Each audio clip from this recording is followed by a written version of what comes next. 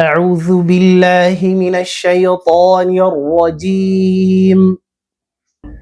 ويا قوم ما لي أدعوكم إلى النجاة وتدعونني إلى النار تدعونني لأكفر بالله وأشرك به ما ليس لي به علم وأنا أدعوكم إلى العزيز الغفار.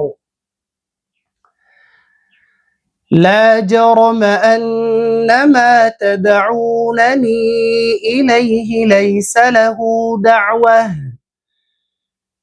له دعوة في الدنيا ولا في الآخرة وأن مردنا إلى الله وأن المسرفين هم أصحاب النار.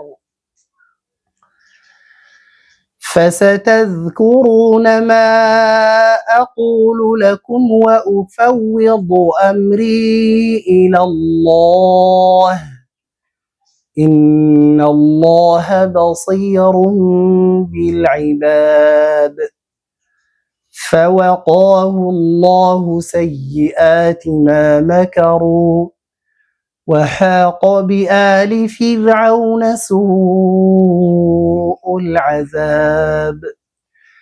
النار يعرضون عليها غدوا وعشيا ويوم تقوم الساعة أدخلوا آل فرعون أشد العذاب.